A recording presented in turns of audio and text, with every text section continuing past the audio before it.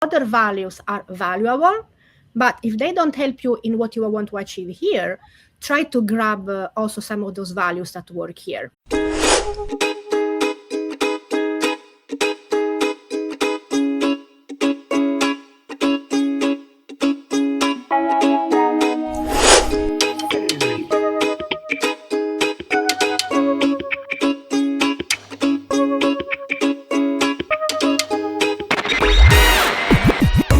Welcome, friends. Thank you for joining us on another episode of the Immigrant Experience in America, the show where we unpack what it really means to live, work, and belong across cultures. Today's conversation speaks to an experience so many immigrants feel but rarely have the language for: the feeling of being suspended between worlds, identities, and expectations. My guest today is Dr. Leide Porcu, a distinguished psychotherapist, psychoanalyst, and immigrant author. Her own lived experience as an immigrant and decades of clinical practice, Dr. Porcu brings rare insight into the emotional and psychological complexities of migration. She's the author of Neither Here Nor There, a guide for immigrants and the therapists who talk with them. A powerful book that names the invisible grief, identity fragmentation, and emotional labor carried by immigrants worldwide. Dr. Porcu, welcome to the show. I'm so glad you're here. Thank you, Simone, for having me here. I'm very happy to participate. And so, if you'd like to add, Dr. Porcu, anything new about what's going on with you, about your bio, and tell us then a little bit about Leide.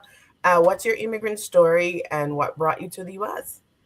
So I came to the US initially. I wasn't like pushed under great duress to come. I came more because I wanted to explore, I wanted to go to school, and I came to Colombia to study anthropology.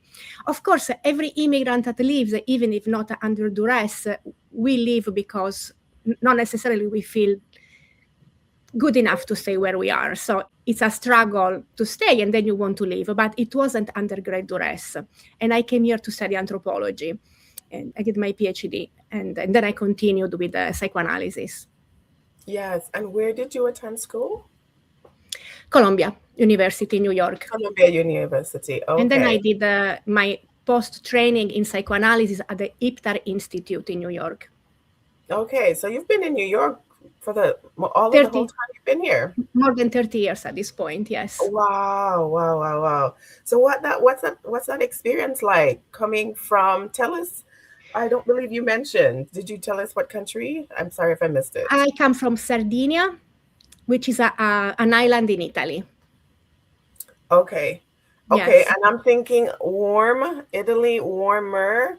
It's a warmer part, and it's a kind of an interesting island. I like to see. Maybe many people would disagree with me, but I think of Sardinia like a kind of a Puerto Rico of Italy, like a place that is connected but also not connected, very rich in resources but not always owning the resources historically. So with the issues of power. Isn't that the story of many countries around the world? How to have control over its resources and benefit from it for its citizens. That is the story of so many countries. Yeah. But imagine coming from a warmer island to New York, and you've stayed now for 3 decades. What was that like initially adjusting to New York?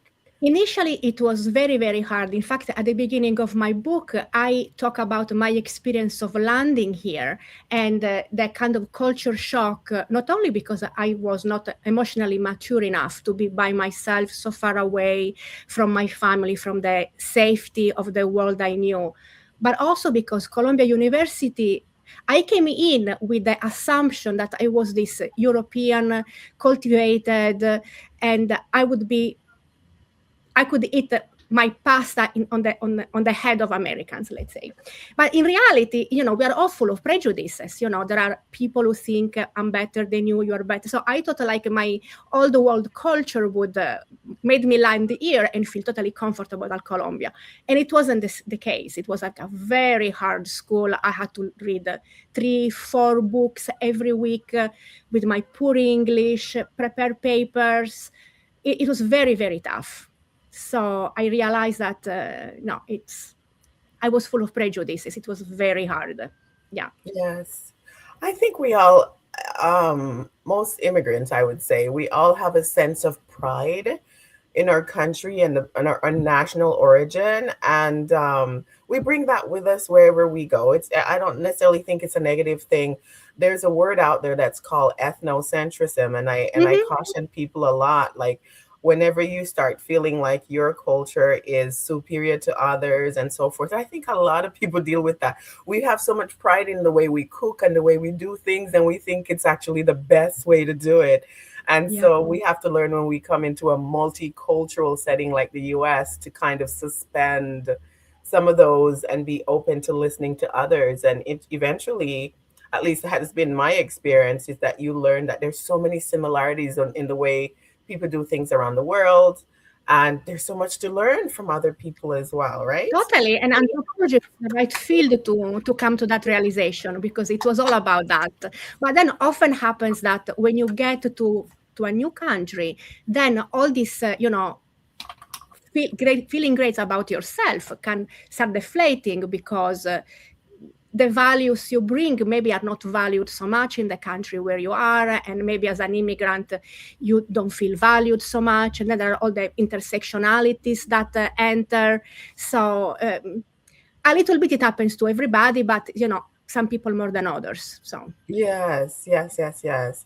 Okay, so you went to Colombia, adjusted, and you finished, because here we are, you completed. yeah, I mean, I was the first one finishing, even if I was an immigrant with a very poor English, because, as immigrants, we always have to kind of rush, continue, try to figure out where we are. So, yeah, that was my experience. I didn't really enjoy so much a lot of things I could have enjoyed, because it was always rushing to stay afloat, to get, to figure out what to do next. So it wasn't like...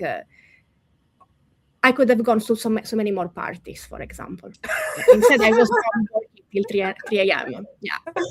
I totally relate. When I was in undergrad here, I was so focused. I was working part-time, and then I was in school, and I just forwent all the parties. And now that I look back, I'm like, I should have allowed myself to just live a little bit. But you just don't, sometimes you're afraid that the moment you make a different decision, that, boy, something is going to happen and you will be the one who this had to happen to. And so you just kind of toe the line carefully. You're focused. You know what you're here to do. You want to finish. And so you don't want anything to derail what your plans are. And so I totally relate to that. And it was only senior year that I actually started hanging out a little bit. But the entire time I was working and studying, I get it.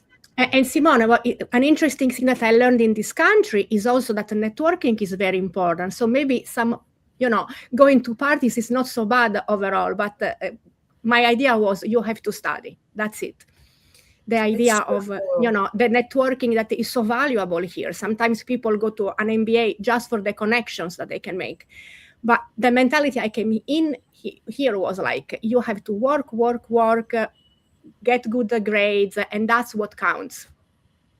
It's true. So coming from collectivist cultures, I came up with a book called Decoding America, and I talk a lot about the comparison between coming from an collectivist culture into an individualistic culture, right? And the values that are important in both. So we come from more familial community cultures, and we grow up with that. It's very normal. We basically are around the people that we've known all of our lives. And so in a place like the US, we now have to step out and meet new people. And oftentimes I found it very challenging to constantly put myself in a new place with new people. You don't know how they're going to respond to you. And a lot of times I think immigrants struggle with this whole idea of constantly putting themselves in spaces to network or meet people. And it's essential in order to be successful in the US, isn't it? It is. And I do a lot of work with my patients, and especially women, to help them piece by piece increase the level of difficulties, and like with a little bit of discomfort, win their own fears. But I must say that it was the same for me. I mean, a lot of things I couldn't do them because as a single woman, it felt so impossible to go anywhere without being accompanied at the beginning. And so much changed in 30 years. But at the very beginning and for a long time, I felt like if there was an invitation, I couldn't just show up by myself because it was unthinkable. And so that limits, it's a limit that, it's maybe come from our culture, but then it limits in this culture where things are more permissible. So yes, and the whole function of women having more independence and more agency to kind of make those decisions and step out is something I had to grow into myself, and I imagine other women struggle with that too. Yeah, and sometimes also men, I must say, because I also have men that struggle with that, but women, of course, is much more. Yeah. Yes, exactly. Okay, so you've been in New York for 30 years. How did you build a community? Did you did you go back home? Did you consider moving back? Or at what point did it become, this is my home? Yeah, from the beginning, I felt like this could be a good place for me because there is less patriarchy. Then, I'm not talking about Italy, but the family I grew up in was very patriarchal.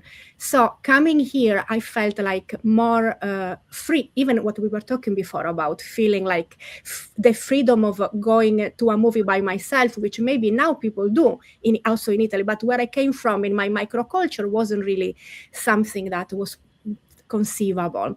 So I felt like I could be much more myself and do my own independent life here. So from the beginning, I wanted to stay. Wow. Okay. And so how did you, has family come to visit? The family comes to visit, but the community grew from the different places, not only the Italian community. I mean, as research shows, but also I say to my patient, it's good to have the home-based community here, but it's also good to move in other communities and really enrich. So that's also what happened to me. I've got the local community and then also people from all the different places, like where I studied psychoanalysis, few people also from the times of Colombia, and other people that came from, all other directions. But one sad thing is that sometimes the people I love the most leave because New York is a place where people come for a number of years and then they leave. So it's always kind of reconnecting and then disconnecting as well, because this is a kind of a port city. People come and go, but I stay. Yes, very transient, as I like to say. The DC area is like that. Lots of people come in for work. And before you look, I mean, they don't stay long either. A year, 2 years, and people are either going overseas or going back to their other states. And so, yeah, the Northeast is kind of like that. It's very much just work pushes you and you go where the work is. So I get that.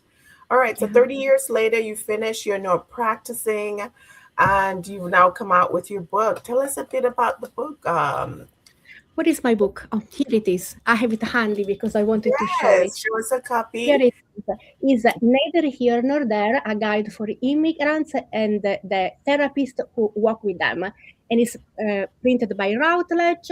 And it's a book that is a bridge. It's a kind of a new book as a concept, because initially it was born as a self-help book for immigrants. And the idea was, I would like to write something, given my experience landing here and my patients, something I would have wanted when I landed here, kind of a guide to help me to overcome the difficulties. And then I thought also about the second generation, because the second generation has their own struggles with their second generation, first generation and a half, I have their own struggles as well. So there are all these different layers of living in between two worlds, and I wanted to address them all. And then my publisher was interested in a guide from the therapist point of view for therapists, and this became a bridge between the two. So this book talks to the immigrants and second generation, and it also talks to the therapists that happen to work with the immigrants, because there are therapists who are specialized working with immigrants, refugees, and then they have their own clinics and they really know what they're doing. But generally, therapists are not really versed in talking to people from other cultures. And just yesterday, for example, in our listserv, there was somebody asking, how am I going to deal with this situation with a patient from another culture that I don't know how to handle these situations, like particular, cultural differences. And I thought, yeah, I mean, it's relevant, especially for people that want to understand how to approach people from different cultures. Then, of course, we cannot generalize. We are all different. So first of all, we have to be humble and recognize our own limitations, because we were talking about ethnocentrism before, but also from a psychotherapeutic point of view, the cultural frame of psychology and psychotherapy is Western, and maybe there are influences coming from other disciplines like meditation, coming maybe with an Eastern philosophy that maybe cleaned up a little bit, but it's Western, and then we kind of could impose this as something that goes across cultures, like work with any brain, like maybe Freud could have said a long time ago. But it's not like that. So it's good to be humble, to ask about other people's culture, but also study. You can't just ask and spend an hour asking how is it in their country. So it's a kind of a continuous work on yourself, on studying and being humble. Yes. Okay. So from both your lived experience and your clinical work, when do immigrants first realize they are living between worlds? Well, this can happen immediately, or it can happen after a while, because it really depends. Sometimes people are finally relieved to be in a place where like they can feel safe or comfortable, or they have already a job and they kind of can just jump right in. But if not immediately, at some point they start feeling the dissonance between the two worlds. That can happen just because nobody understands what they are talking about, or because they are repeatedly addressed as if they don't belong, or because they have an accent and people with no accent get promoted instead of them. It could be billions of different ways that make you feel, oh, I don't belong. Oh, I don't belong. It's kind of like a continuous shock that happens. Yes, definitely. That's whole culture shock and adjustment challenges is yeah, I think for me, I've heard somebody say it took him about 10 years. And probably for me too, I was just in this survival mode, I had to keep going, going, going. And at some point, I was like, something is wrong. I don't feel like myself anymore. And then I started the podcast and I started digging and looking into the research. And I was like, oh, wow, there's actually research behind this. I was so pleased to learn explanations as to really what took place with me and why I no longer felt like myself anymore. Yeah. I mean, you're pointing out to something very important, because sometimes we have to, as we were saying before about, we have to do it, we have to do this, we kind of throw ourselves into trying to finish up something. We have to kind of silence the feelings, silence the needs. But when you close one faucet, you close all the faucets.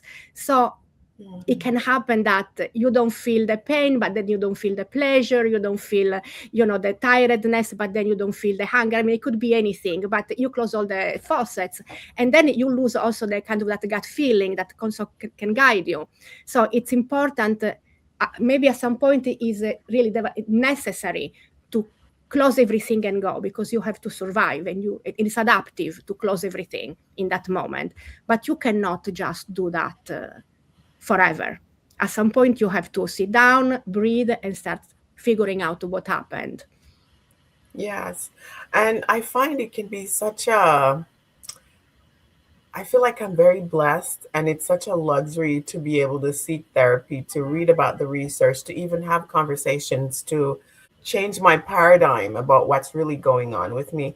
There are so many immigrants, and my heart goes out to them, particularly first generation immigrants who are older, like my parents.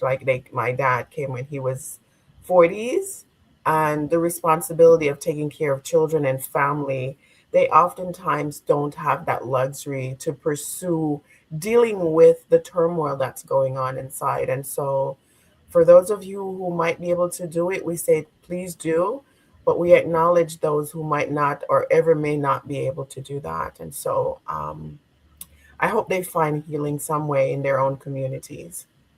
Yeah, totally. I mean, a lot of people, I mean, when they had to work so hard and take care of the family, and sometimes even in a hostile environment, they have to close everything down. And then they can be also not so sensitive when their kids instead have the luxury of expressing feelings. I don't know if you know that comedian from SNL called Hernandez. I forgot the first name, maybe Mario, the young guy, the Latino guy. And he has these sketches in which he says, Mom, I'm depressed. There is no depression. That doesn't exist because, you know, the mom came from Cuba. She went through so many things that in the end, he says, Latino kids cannot have depression. I don't have depression. It's something we cannot have. So there is no, the opening about these things. I mean, it's so hard because the faucets had to be closed to survive. So, of course, surviving is more important. So it's adaptive. Yes, yes. That immigrant mentality, you do what you've got to do pragmatically just to get to where we need to get, right? And I also think that kids need to have empathy for their parents. Of course, have is a very bad word, and now I'm saying a word that I shouldn't say, but we need to keep in mind where our parents came from. Immigrants or not immigrants. I mean, sometimes these issues happen also with non-immigrants, that people have to work so hard and have to close a lot of those faucets. So when we as a generation have the space to explore ourselves, we have to remember that previous generation, maybe they didn't have the luxury, and especially women, they didn't have the luxury, not even to protect themselves or to have a voice. So it's so complicated, the generational struggle, because every generation is different in what they can express and process. Yes, so true. It's very complex, very complex. There's so many layers to it. So I love the phrase that you're using, like, you know, we've closed all the faucets and nothing gets in, very little gets, you know, in or out, right? And so we're kind of blocked. And so we have to open to allow the good in, the healing to happen, and so forth. I love that. Love that. So you write about identity fragmentation. How does this show up emotionally or behaviorally in everyday immigrant life? So for identity fragmentation, I mean, it's a strong word. Maybe I use it in particular cases where I was talking about trauma, and when the person is so divided inside that different parts of herself are completely not communicating, and there is no mental work to put words into experiences. For example, at a certain point, I talk about someone that had trauma earlier on in life, and the trauma was encapsulated in, let's say, Spanish. And then all that part of her life was separated, and the English part was perfectly functioning, but there was this encapsulation. And sometimes there can be fragmentation when the two parts are not communicating or start communicating in a way that then the person kind of falls in a way that there are symptoms coming out that are like not manageable, emotion that flood out because the experience is not mentalized. What immigrants experience in general is not really fragmentation, but is more a compartmentalization in which the experience is kind of separated. For example, one can have one self that is geographically located in this country, and another self that is more geographically located in the country of origin, in the sense that when you go back and forth, you bring out a different part of yourself that is more adaptive in that background. So if I go to Italy, I may do things or have like mannerism that maybe I don't have here, or vice versa. The problem arises when these different parts of oneself are not communicating well. For example, we have an old movie in Italy from the actor Alberto Sordi, in which he immigrated in northern Italy, and he married there, and he had a totally a kind of a self-presentation that was like totally adapted to the north of Italy. Then when he came with the wife and kids in the south, the wife couldn't recognize him anymore. He was like another person. He kind of fell back into the southern Italy mafioso in that movie in particular life. And then it was like a completely different, of course it's a movie, but it's just to give you a description of how the two things can be completely separate, or it can be more flexible. So when the different parts are flexible, it's ideal. Sometimes it's even adaptive to pass and have a certain part of the self coming out in the academic part, and another part coming out with friends from another environment. So if these parts are flexible and someone does it in a knowing way, or also in an unknown way, but there is flexibility and integration, then it's all good.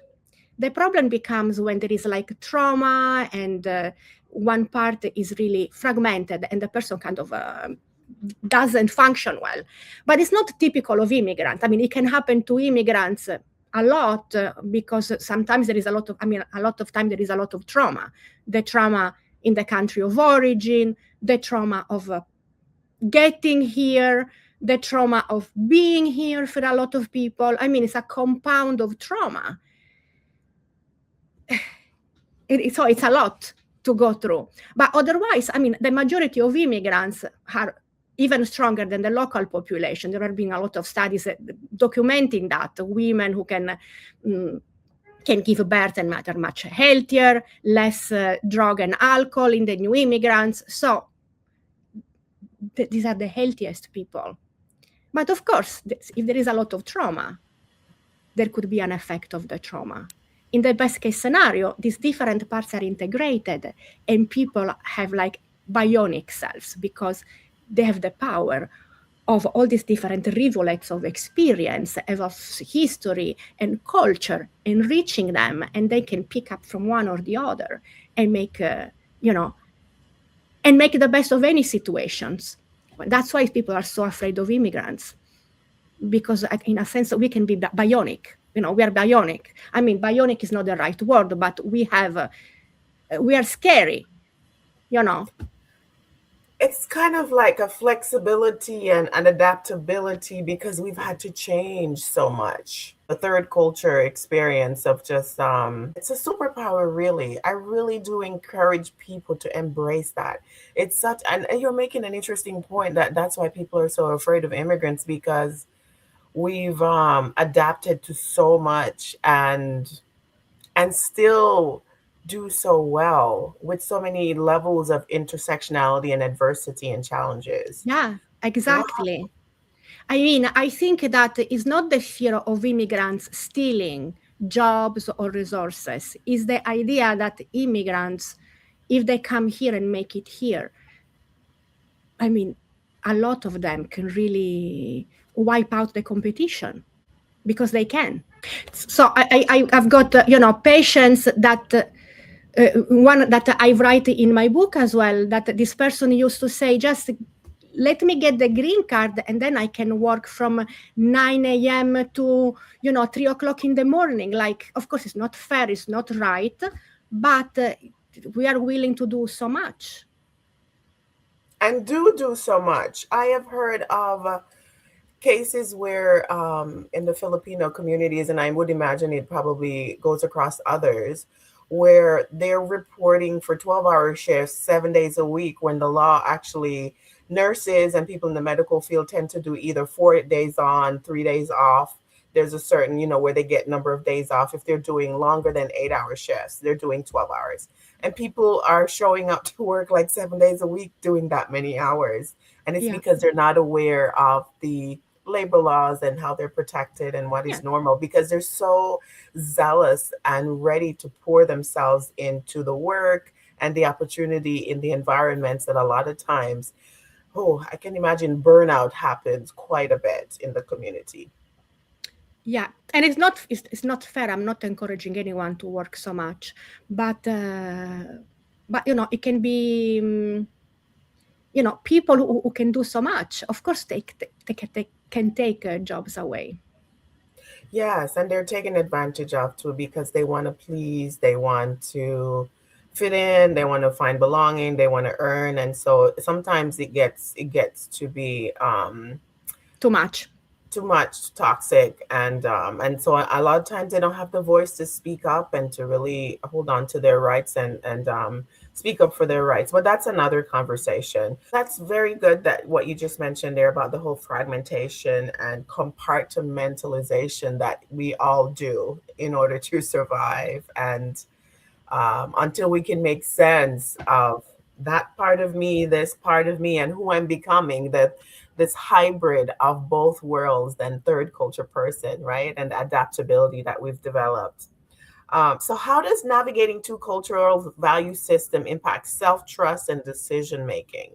So, as we were saying before, it can happen that when you navigate to cultures and a culture, you feel like your own culture is not as valued or appreciated as it was appreciated and valuable when you were in the country of origin. It's very hard because part of you becomes devalued. So it's very hard to maintain continuity. And there is the idea of, shall I drop that part? Shall I integrate it? How do I live and maintain value on myself without having a feeling of fakeness as well? You know, in this particular moment, I'm very excited about Bad Bunny, because Bad Bunny, I think, represents the idea that what is the valued, the countryside world, like the hat that he brings up all the time, that straw hat from the people from the countryside, from the peasants, and he brings it and he uses it as part of, look at me, I'm here and I have the hat. So it's like giving value to parts that are like either buried or devalued. And it's a little bit like what we do in Sardinia. Like any manifestation you go, it can be also, like a protest, manifestation, sports game. You always see a Sardinian flag. And to me, it's the same dynamic. It's what was felt like valueless, like a small island, marginalized, a hat, marginalized from the people in the countryside that you want to kind of divest, go to the city and become all cool. And then it's kind of brought back and showed with pride. So I like this idea of taking things that are like marginalized, devalued, and then brought back and put certain stage. So kudos to him that can do that and is doing it. You know, because he could have like a fancy designer hat instead, and it would be more mainstream. In the short term, though, this kind of emotional compartmentalization can help people function. What are the long-term mental health consequences of doing that? Well, as we were saying before, that you can close all the faucets. So first of all, there could be symptoms that show up, or you become kind of numb in your experience because everything is being closed. So it's good to, little by little, kind of recover your experience. What happened in all these years where you had to close everything to function, to survive? So it's important to recover one's experience, because, I mean, it's really the most important part about who we are as people, knowing our history and being present in our experience. But Yes. sometimes you have to put that aside to survive. And we see that with the whole idea of assimilation. There are some people who fully embrace assimilation. There's not necessarily an integration, but I've heard people making jokes about people who travel abroad for like a semester to study or just a year, and they come back having the accent of the country they're coming from. And so some people take it to really extreme places where they are, really assimilating fully. Yeah, well, if some countries have more clout and power than others, there is that temptation. We have the same in Italy historically, that people from Sardinia would go and work in Italy and then come back with a Northern Italian accent because it was more, cool, more valuable, between quotes. But then you are cutting your nose in spite of your face, because then you are also, you want so much to become the other. Then you lose yourself and you don't belong anywhere, because obviously you don't belong there, you don't belong anymore here. So it's very complicated. The best case scenario, you are able to hold both, honor both, and then use them strategically, because sometimes it doesn't make any sense to use one in a place or the other. So it's good to use them strategically. And sometimes, sometimes if your accent is really stigmatized, it makes sense strategically not to use it. It has consequences though. But you have to consider what's the least toxic in that case, because if the environment is toxic and you go with a stigmatized accent, it's going to be toxic even maintaining your accent. So it's you can't really change everything at once. You do your strategic move depending on where you are and what you can do with that. And you mentioned the whole stigmatization of accent. There's some immigrant groups where there's so much about them that are stigmatized, whether it's skin color, accent, phenotype, and the way they show up. So can you imagine? I don't know if you work with clients who are just in the intersection of just feeling like their entire self does not belong in the space that they're now in, and how do they deal with things like that? Or how do you work with people to really reclaim some semblance of themselves? I think that the community is very important. And also for parents to both instill the value of one's culture, of one's being, and also teach to the kids the whole tools of how to respond to microaggressions, because it's a very difficult position to be in when all this there is no area of value unless you are in your community and you find a group of people that can really embrace. And of course, I mean, there is a social aspect that needs to be addressed, but not alone. It has to be done in group, right? I mean, social justice cannot be an individual cause. People have to unite and find allies for this. But in the meanwhile, it's really a role of the community of maintaining the value, or of growing children who can believe in themselves and also have the instruments that they can have to protect themselves. Of course, it's not easy, and I don't have the answers for that. Right. How does pressure to appear grateful, resilient, or successful intensify emotional silencing? Like, I can imagine for children of immigrants, like the pressure to, even though they're struggling to fit in, to blend, living at home in a different country, and then when you leave home and you're in school and other places, you're in the current country that you're in. I imagine that they're having so much struggle. How does this whole issue of silencing intensifies the distance between generations, I think, because people cannot come with their full self and full emotions to their parents that don't understand what they are talking about, and they feel like they are ungrateful, that these things are not really important, or they don't have a language for that. So it really makes the gap between generations stronger. And sometimes it's a problem for the parents, because the parents are so different from the children, and they've been so isolated, maybe because they were working into an enclave of, like, let's say, Italian communities, that then when the kids come with all American selves, talking about divorce, for example, or other things that for the parents are untenable, there is really a kind of a disorientation in the part of the parents, because that now the culture of the United States is entering into their very closed world, that maybe it was like their country of origin many years ago.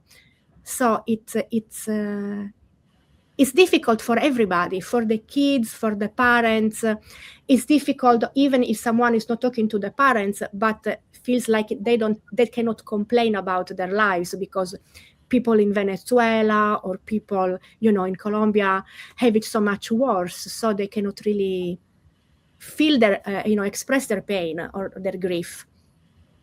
Yes, I interviewed somebody from the Palestinian community, and she's a grief coach, and she talked about how the generations of them who have watched the bloodshed and the loss, and how they feel like they can't really mourn because it's constant.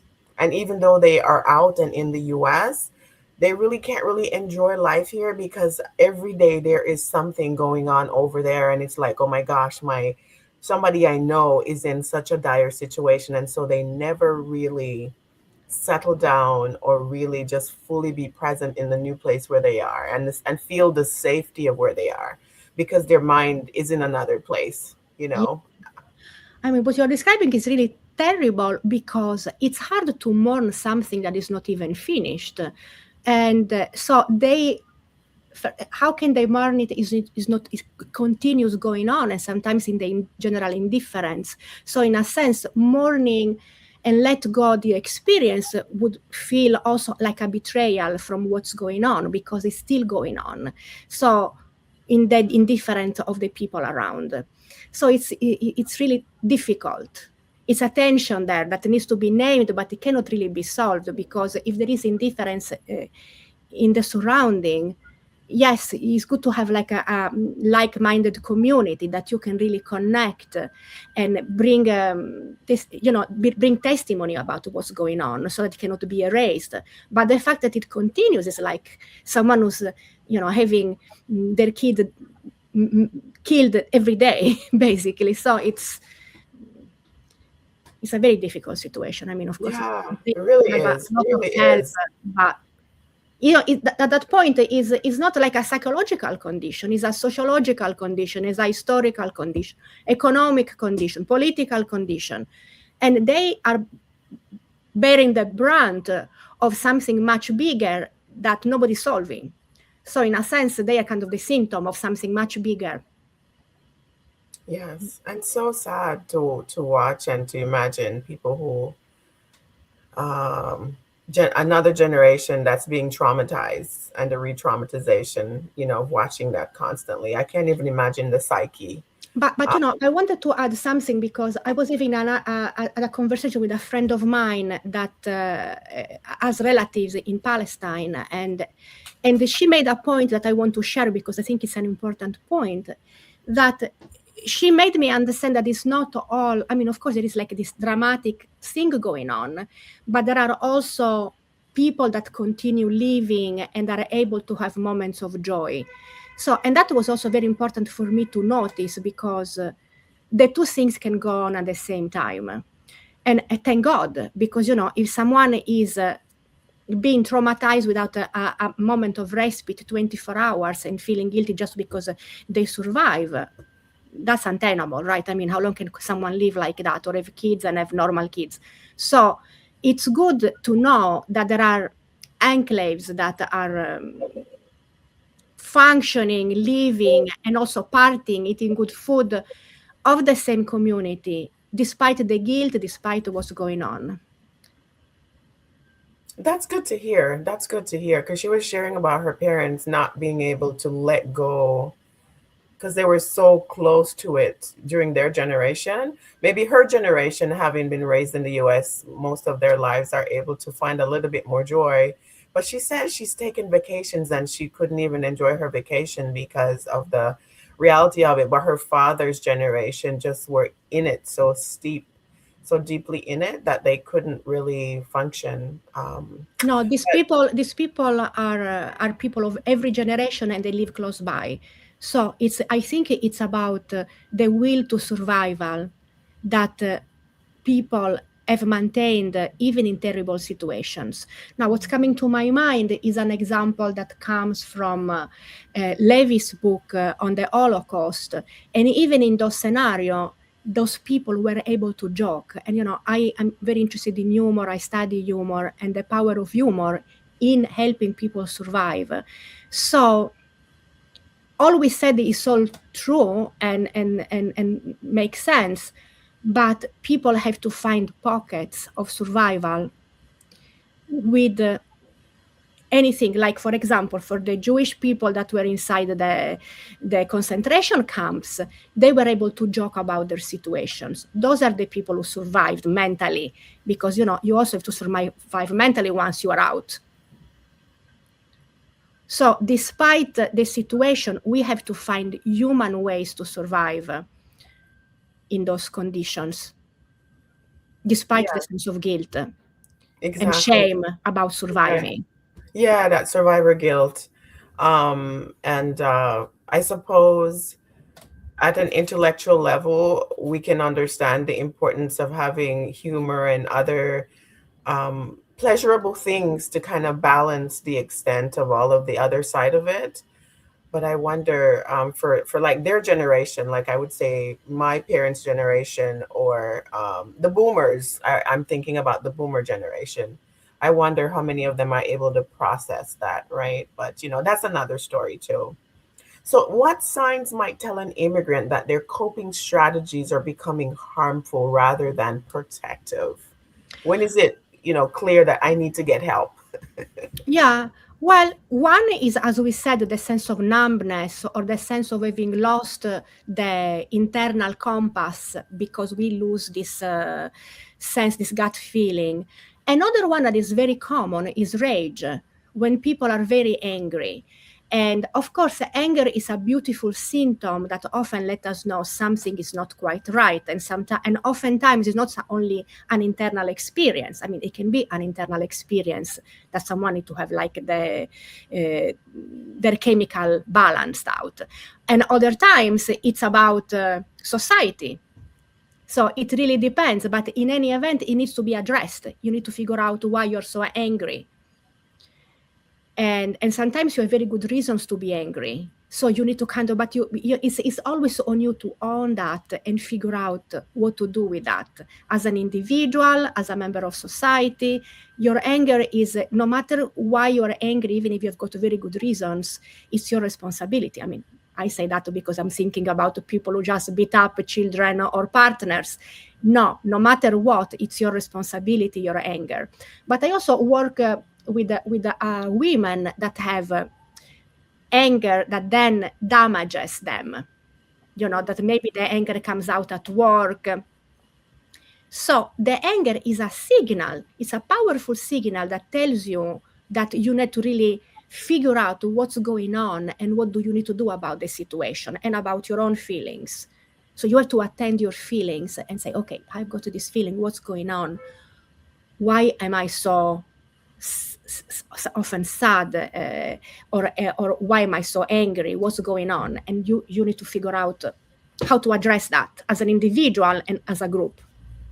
But ultimately, you are the person who initiates the work.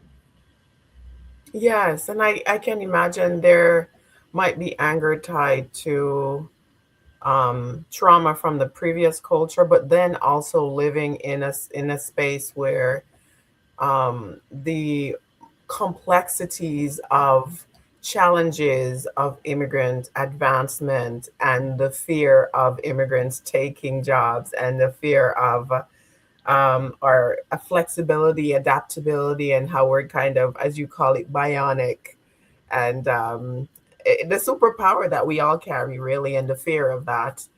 And that's another level of anger that I think could exist with third culture people who are living in between. For some, like for you, 30 years. For me, it's 20 plus.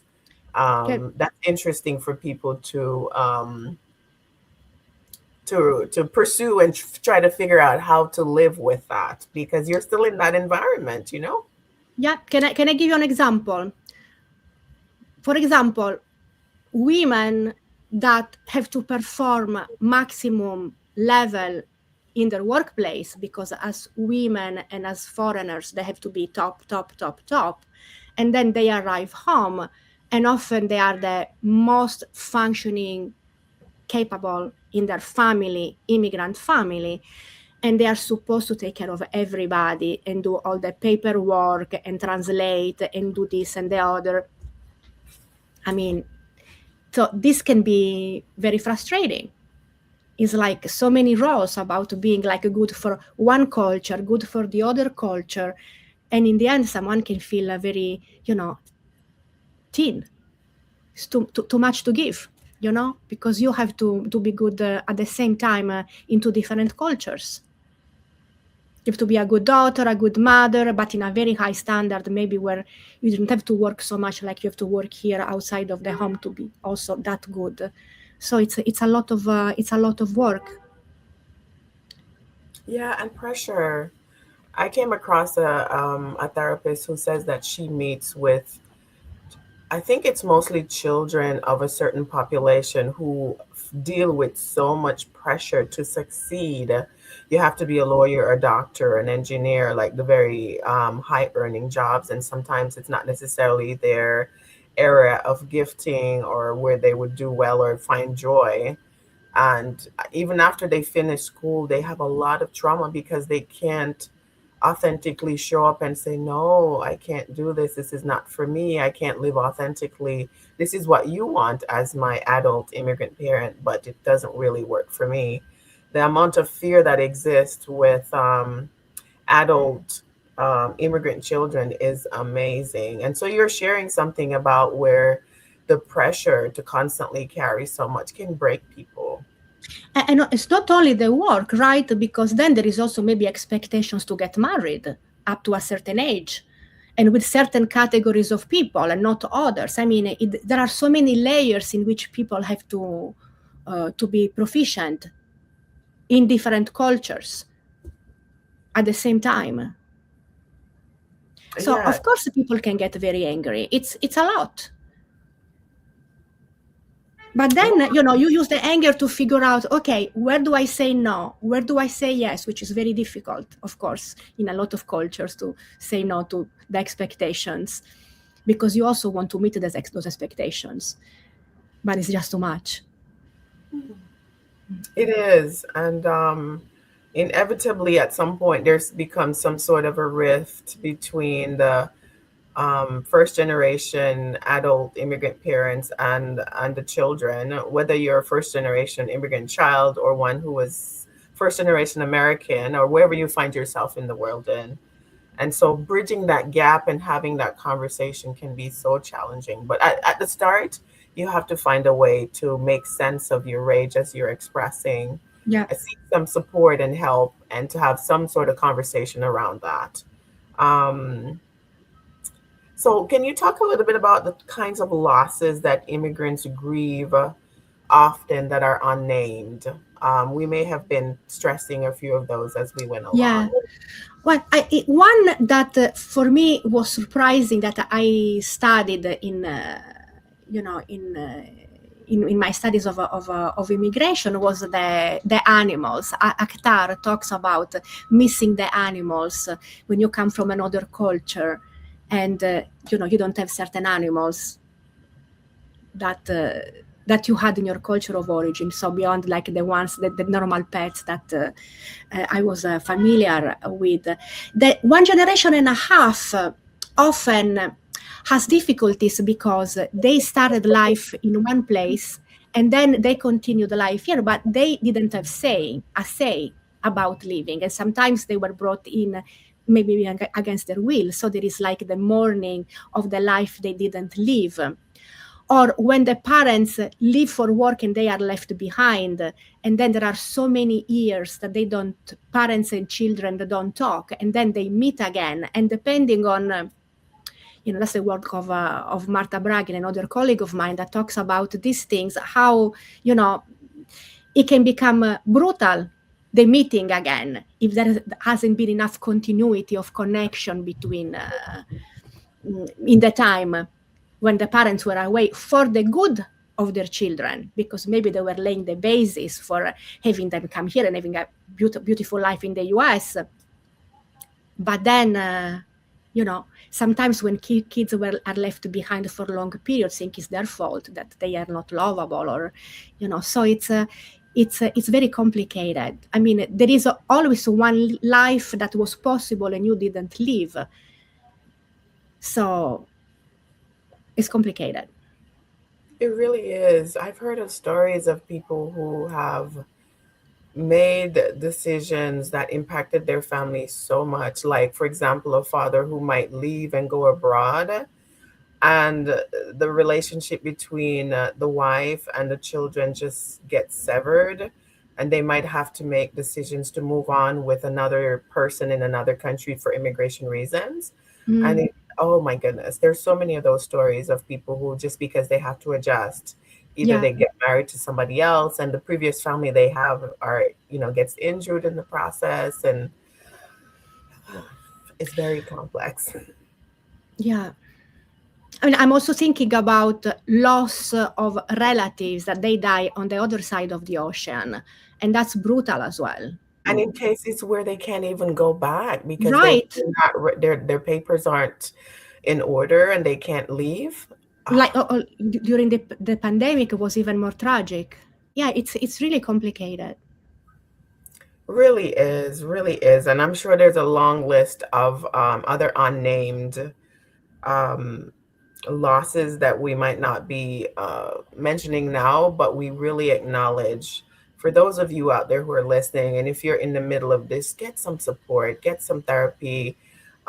Ladies here who's providing her work in New York area, but get some sort of conversation, whether it's a place of worship or wherever you can find support. Like, talk about it, name it, because it can get very challenging for you living with that alone and not being able to put words and a voice to it. So we encourage you to find help. A coach. I provide coaching myself, and Leide in her practice as well, and others are out there. There's more people that I'm coming across through the podcast who's providing such a support. And the community is very important, the home community abroad.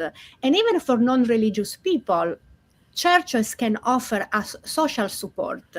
For example, I volunteer in a church where I see a lot of people. I'm not religious, but all the people gather together. It doesn't matter if they are religious or not. We have conversation. There are lawyers helping. There is tea for everybody. It's important. So don't be shy or don't be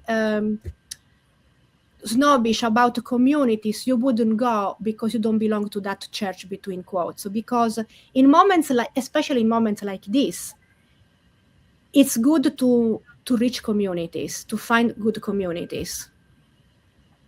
So important. Some sort of support. Don't isolate yourself. It can get really dangerous, where I've heard of fatal self-harm, deep depression that people fall in. And so we encourage you, reach out to somebody and get some sort of support. Why do you think immigrant grief is often so frequently invisible, even in their families and their communities? Well, as we said before, people cannot, there are always people who have it worse. The people who stayed behind, the people who put the basis to come here, or if you are the first, the people who stayed behind because they couldn't make it here. So it's hard to really own your own grief because you feel guilty about what you have often. Yeah. And also, as we said before, because you have to kind of sit and feel, and sometimes you don't have the luxury of sit and feeling. That's so true. So true. So what does healthy mourning look like when you're going home, as we just mentioned in the previous question, is not possible? Like, what does that look like? Well, it doesn't need to go, you don't need to go home to mourn. In order to mourn, you have to have built an image of what you had, including the place where you came from, that is positive enough in your mind, and that you can get the positive reinforcement from that. So an image that you can get nourishment from that, from your country of origin, from your culture. And often it manifests also in a giving back. Once you reach that position of feeling settled and having a kind of not too conflicted image of the country of origin, not so idealized that then you feel like so nostalgic. Oh, Italy was so amazing. What am I doing here? I don't live here. I live for the fantasy of Italy, for example. That wouldn't be healthy. You're not living here. You are just living for this image that helps you feel good because you need to idealize a place. Mm-hmm. But if it's positive enough, and you can have it internalized, have it inside of you as a thought, as an image, and also manifest it in the place where you live, like creating things that represent it, like good food or whatever. Like you can use your culture instead of, only being separated and not being able to arrive to a position of closure, having it in a good position without too much conflict and nourishing from it and also giving back often. There are people who give back to their community specific because of that, of this kind of position in which you are not so conflicted about what you left or so idealizing it that you cannot create that kind of position that I'm describing. So let's talk a little bit. I know we're at about an hour. I don't know if we can quickly talk a little bit about healing therapy and culturally responsive support. I have found that every time I seek some sort of a support outside, that it's always lacking cultural competency, right? And so I think it's important for people who are in this position to be able to recognize and to be able to select a therapist who might be able to treat or provide the support that they need. So you emphasize culturally attuned care. What does that look like in the real therapeutic practice space? So, therapists are people who want to help other people. So we all come, I believe, with very good intentions. But of course, it's not easy because our basic training is a general training. So it's about Western tools that then can work or not work so well. As you were saying before about individualistic culture, collective cultures, people may have a sense of religion that is different from the one of the therapist. So it's very important from the point of view of the therapist to maintain a state of cultural humility, no matter how many PhDs and licenses and certificates people have. They really need to be attuned to the specific situation. This is true for immigrants, it's true for everybody, right? Because people have to can't think that because they have this knowledge, they can really know anyone so well. You always have to be very attentive to the specific experience of the person, but particularly if it's someone coming from another country, because your tools are not created for that population. They've been studied, created often by Western people for Western people, with a little bit of influence here and there from other ideologies, but basically that's the frame of mind. So it's very important to be humble about knowing that, understanding that the patient knows a lot more, and we have to kind of listen to what is that work for them and in their culture. So being open to collaboration, to all different sorts of healing.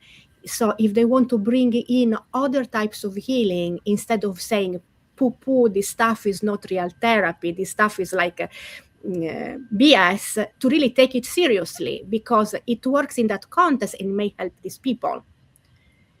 And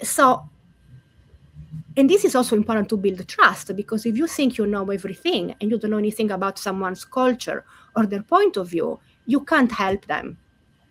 So it's very important to consider them, and also not only ask them because you are seeing them on their 45 minutes paid time, but also do your own work on your own. So yes, you want to know how they feel, how they process, what is their ideology, but also you want to do your own work.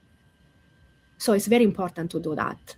As a therapist working with people from other cultures, to be open to one's own limitation and being humble and study their culture, and knowing that it's never gonna be enough, but you still make your best effort, and then it's gonna be a work that is not gonna be so silent, because you need to have feedback about what's working and what's not working.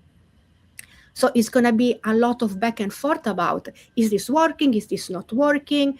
About medication, what it means medication for them. You do it with everybody, but particularly with someone that, may think medication is, is not part of their history or their culture.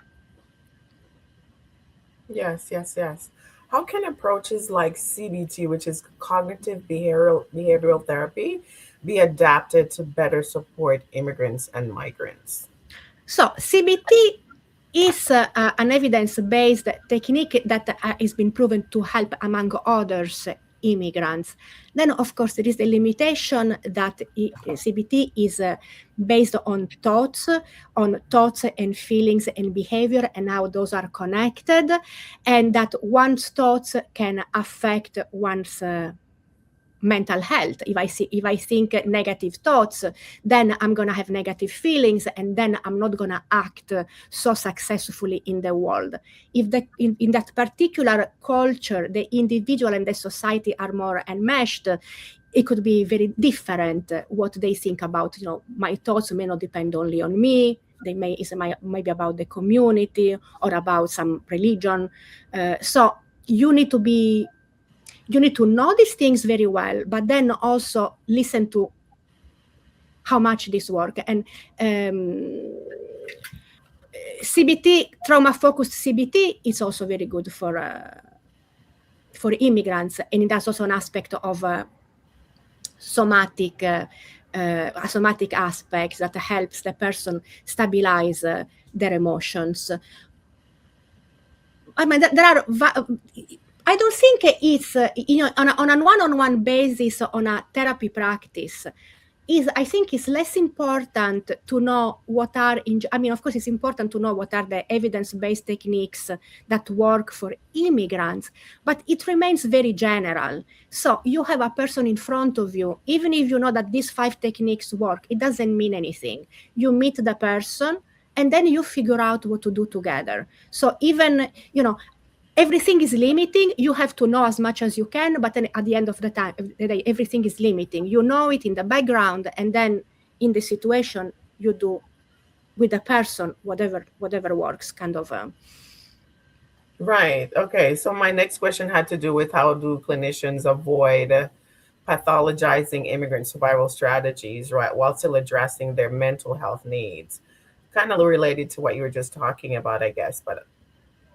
Yeah, because if you see some behaviors from your own cultural perspective, it may look very pathological, like what we were saying before, compartmentalizing certain feelings because you have to move ahead, and so you cannot feel. Or, for example, when I was in my own therapy years and years ago, I was very much attached to my family in a way that, from an individualistic point of view, could be seen not so healthy. It works for me. I mean, in the end, no matter what the psychological text saying or whatever the culture say, you have to look for yourself what works for you, what makes you happy. And so you can't just say, oh, you speak with your mom too many times, for example. If it works for you or for your culture, that works. So it also depends what the person wants and what kind of cultural cocktail they want to create for themselves. So there is a risk always of using psychological rules of thumbs. This should be true universally. But, even psychology changes the rule of thumb all the time about what's right. Also, psychology is bound into the particular ideology of the moment. So it's also good to listen to the person and see what do you want from your life, and not what's right in general. As long as they are not hurting anyone, of course. Of course, if there are certain limits about safety. Yes, definitely. So for immigrants who are dealing with like daily stressors, visas, paperwork, finances, how do I find caregiving? I'm away from my community and I'm by myself, such as you who left and all your family, it sounds like, right? Yeah. Well, I think that I did it wrong about the balance work and community back then. So if I had to start it over, I would change the balance and make it more community and less work, because in the end, one can finish 1 year later, and maybe through the community that they can find a part-time job or the connection to find a full-time job later. So it's the community, I think, is fundamental. Yes, But yes, even in yes. those cases of visas and very practical difficulties, it's important to recognize the fact that the way of conceptualizing time and space and also connection may be different here. So you have a learning curve, because no matter how you maybe want, for example, in my case, no matter I was used to do my study and my research with all the details and go deep and figure out, and here I learn skip, scheme, diagonal reading, all this. They have their own limitations. I still don't particularly like a lot of the things that are taught here. But if you want to have success here, you also have to learn that. And then you can decide when you can to use strategically. But, if here is very important to be punctual, you have to find a way to learn how to be punctual. So you have a learning curve. But you also have to embrace I think that is important to succeed. You have to embrace the rules here. It doesn't matter. You're not like betraying your culture, but you are here, you want to succeed here. Yes, definitely. As they say, when in Rome, do as the Romans do. If you're going to be successful here, you need to learn the systems, culture, and so forth, and then maybe perhaps integrate a bit of the other world Mm-hmm. ways and values into what you do to tailor, what you present to the world. Yes, Simone, exactly. I mean, also the other values are valuable, but if they don't help you in what you want to achieve here, try to grab also some of those values that work here. You don't have to make them yours forever. That adaptability.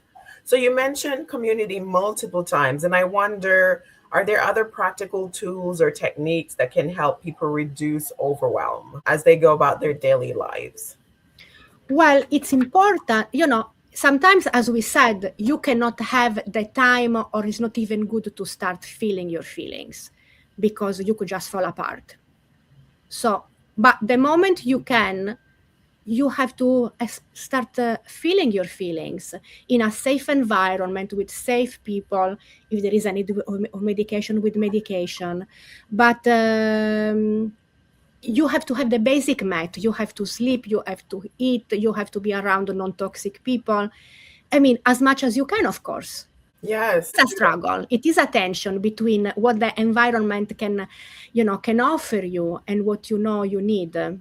So as much as you can, you have to kind of cut out pieces of what you need to recover, to recharge. The whole importance of rest, eating healthy, and the whole idea around what do I eat in this new world when all the foods that I know are not here. And Mm-hmm. there's so much that's being added into the foods that we're getting on Yeah, the shelves. And yeah. so, how do we make healthy choices, rest well, balance community, and being filled with other relationships, right? Mm-hmm. Outside of work, because those environments can be so toxic at times for people to manage. Yeah, yeah. So again, it's a question of finding those spaces. Those spaces are fundamental. Right.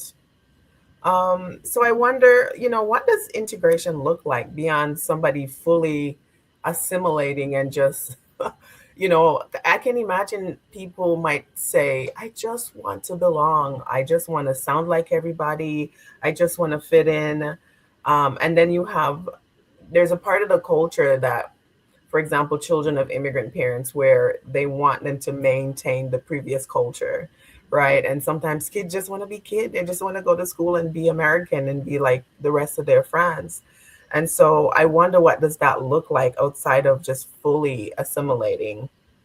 Well, yeah, I can understand the kids who want to be fully Americans, and I can understand the young adult, second generation, that I often hear that feel very sad that they don't have enough of the culture of origin, and they feel bad about not speaking the language the way they would like. They feel so embarrassed. So, I mean, there is everything. All those things make sense. If if someone wants to, there is no right or wrong answer, I think. If someone wants to just integrate completely, go ahead. Personally, I think that maintaining the two cultures, if you have them available to you, because, sometimes your parents didn't even give that opportunity because they couldn't. So if you have the opportunity to use both cultures, it's, speaking to language, having basically two brains, it's such a great value to have. So I wouldn't trade that for anything. But the opposite about just living in the culture of origin, like some people do, that they live here and they completely dismiss everything from here. And I mean, if someone comes to me and wants to keep that, I honor that. Personally, I don't think it's a successful move, but if that's what they want, considering pros and cons, they can live a siloed life. Because, you also have to respect what people want. We can discuss about pros and cons.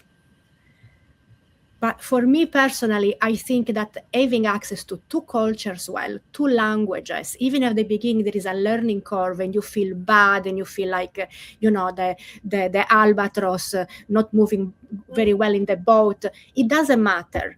You kind of suck it up for the short term, but you need to be able to suck it up, of course. So not everybody can do that. But then you have, if you can keep in mind that objective, then you become a cyborg or whatever, like a super immigrant. Yeah, superpower. It's a superpower once you get there. Last wrapping up section. How can immigrants begin to honor who they were before migration while embracing who they are becoming? Well, again, it's about keeping the connection, giving back to the community. Normally what happens is that when people start easing into themselves, into the new society, they want to give back to the people that are struggling. So, and this is like the beautiful way of, the kind of rite of passage that because we don't have so many rite of passages as immigrants. If you are an American, you have all the rite of passages that delineate, okay, you're getting the license, you're getting all the rite of passages of growing up. But as an immigrant, the only rite of passage you have is like the day that you get your citizenship in City Hall. And that's the only rite of passage. But if you don't even know what it is, you don't even prepare for the party that it should be. I mean, people should be prepared that this should be a big party because it's something very bureaucratic. You get your paper, but you've been working on this paper for 10, 20 years. I mean, maybe lucky people 2 years, I don't know, 5 years, the time to get the paper. But we don't have rite of passages. We only have these moments of inclusion or exclusion that make us know, stay in your lane or you're part of our world. So I think that the strongest rite of passage is still like a name as a rite of passage, but is the moment in which you feel like you can give back to your original community. That often happen when you maintain the connection. Otherwise, maybe you feel completely American, but I don't know many people who can just say they completely lost their connection with their land and they don't feel a connection with the country of origin. Right. It tends to happen with the second generation, the first generation Americans, or the first generation born in the new country. I've heard parents say that their children, after visiting their birth country, say they'll never go back.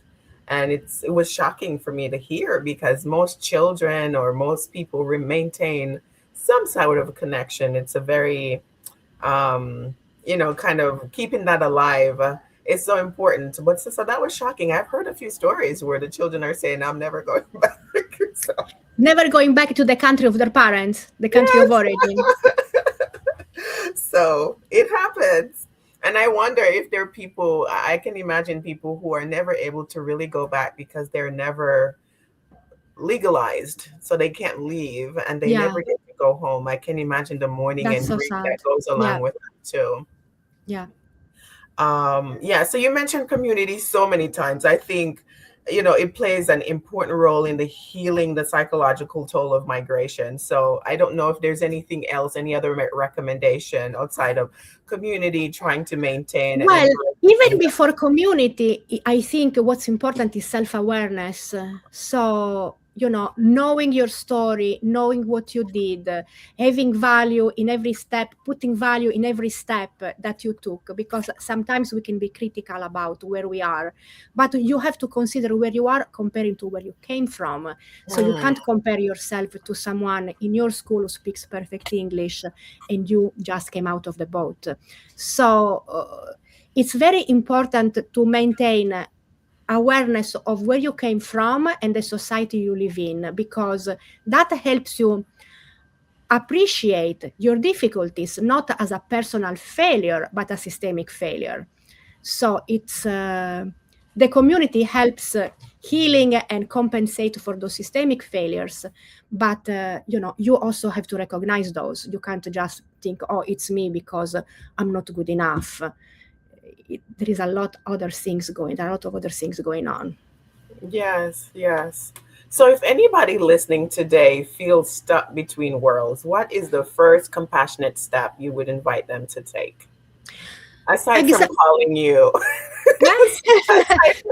Aside from calling me and getting a copy of my book, yes. No, I'm joking. But I think that, again, my book is one step in that direction, in the sense that I think the most important thing is self-awareness. So if you get it through journaling, to talking to good people, or whatever form of meditation or prayer, anything that allows you to be silent with yourself, and at the same time other moments in company of good people, that helps you figure out, okay, I'm here and I'm having these struggles. What am I putting about? What are these struggles are about my own constitution? And what is about my family of origin? And what is about the fact that I'm an immigrant or second generation or even third generation sometimes, because, trauma can go from generation to generation. So if you are able to put all the pieces of some of the pieces together, you already are ahead of your game, because then you can say, okay, this is what I'm bringing, this is what I need to improve on. For example, figuring out how to schedule, how to sleep, how not to drink so much, and not to, all the part that you can improve. And then there is also the society with all the limitations that put you through, that are still there. They are not going to change tomorrow. So for as much as you can unite with other people to change them, in the meanwhile, you have to figure out strategically, how do I navigate this world with all these obstacles? How do I move? And that flexibility is very important. Sometimes you have to close some of the faucets in order to enter, like soldiers that, have to close the faucets or they're not going to kill anyone. So you close the faucet, you don't feel so much the fact that you are not sleeping enough, eating enough. And for a little bit, you can do that. You can't do it forever. So you can do it strategically for short periods, because you have an exam, you have an interview, and you prepare. Otherwise, you need to think about self-care and all those other things we talked about: community, finding people that can help you, mentors that can mentor you, people that want to give back to their community often offer mentorships to people who want to go up. So there are resources, because there are also people who want to give. But you have to have the kind of the openness, the freshness in your mind to be able to look for these things. If you are full of desperation, and sometimes that's unavoidable, you won't be able to see those openings. That's why you need to kind of lower the agitation, the anxiety, the real fear, that maybe sometimes is real fear, not, fake, not anxiety that is not based on reality, but is like your over-evaluation of a situation. It's real fear. If you are able to lower the threshold of those feelings, you can better see what's around and find help. And you mentioned the importance of networking, and I think that's where that comes out, like trying to get past that initial being out of your collectivist community and having to push yourself past meeting somebody new, starting up a conversation. And because it takes a lot for people who are outside of their usual safety network or safe circle to then, now they're in a new country and now I have to approach people, right? So It's very scary. It's very scary. But, there are all these opportunities to meet people even for free, like meetups, other new things that are popping up all the time. If people do it strategically, in starting with very small experiences, even go in and out of the door, and then go and stay for one question, and then go and stay for 2 minutes, and then 5 minutes, you build a capacity to endure situations that maybe 1 year before were impossible to manage. So it's a question to the CBT work of thinking differently, building a reservoir of thinking that is helpful, and then approaching situations in a titrated way, creating like a list of situations from the least scary to the most scary, and little by little building your comfort in the most difficult one. But you don't want to flood yourself with, panic. So you want to start small. And every small piece is a success toward building the complete list. yes, everybody has to, little by little, small steps, work with what works for them in their own space and their comfortability. So I get what you're saying. So what do you hope both immigrants and clinicians take away from neither here nor there? And if I haven't asked you something, please let us know if there's anything I forgot to ask you. I think that what I like about this book is that it's something that I can say I would have wanted. So it's born out of a real need. And, when I used to talk to people at the beginning, they would say, oh, I could have written this book. Oh, I should have written this book. Ha, ha, ha. Because it's something that we all face one way or another when we come from another country. Now, of course, it has tools for everybody. So even someone who's not an immigrant can pick it up, because it's for immigrants, second generation, for therapists, all different types of allies, teachers, anyone who wants to think through with me the things I talk about. And there is it starts with my tiny little experience, but then it opens up to the voices of all sorts of people, because I had various surveys, sending the survey to people all over the world, immigrants and therapists, that talked about their experience. There are my patients, but everything, of course, is all changed and nothing remains like with the real voice or the nationality or the name of the people. But the essence remains. And then there is a little bit of research. And so it's a light book. It's not really kind of a big, heavy text, but it's a kind of an introduction for people who want to understand the immigrant experience, and for the immigrants to find their voices heard, and what's missing. I would love to hear what's missing. So, I leave an email specifically for people to write me, so that, the next time I can make it even better. So people are really encouraged to write me if they want. And it's a bridge between therapists and patients, because sometimes,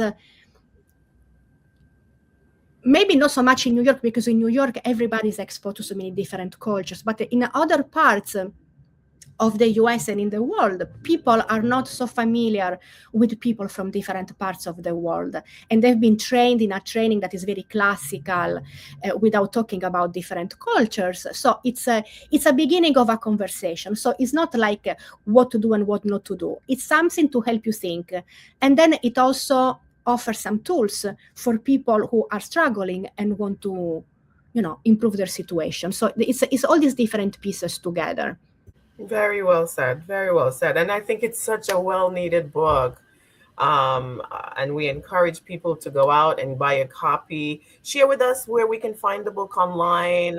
So the book should be found in every bookstore or in every or online. Routledge is the publishing house, but Amazon, Barnes and Nobles, everywhere. But you don't need to buy it. You can just go to the library and ask the library to order it, because this should be available to everybody. At some point, hopefully it's going to be in Spanish. At some point, hopefully it's going to be in Italian and spoken. this is a one person show, so it takes time to do everything. And then what I really like is the cover that it represents the immigrant journey. You see here, not only there is the immigrant with the, this is very graphic with the house in their backpack, but also there is like this kind of broken page that really represents a little bit what we all went through one way or another. And then there is like a thread that we try to create with this book, trying to kind of sew together different pieces. We were talking about integration before. It doesn't mean that you take the page underneath. You put everything together and make the best of it. So, Dr. Porcu, thank you for naming experiences so many immigrants carry silently and for offering language, compassion, and pathways towards healing. For our listeners, we'll link to neither here nor there in the show notes. If this conversation resonated with you, please share it with someone navigating life between worlds. Until next time, keep decoding, keep honoring your story, and remember, you don't have to choose one world to be whole. Thank you. Thank you.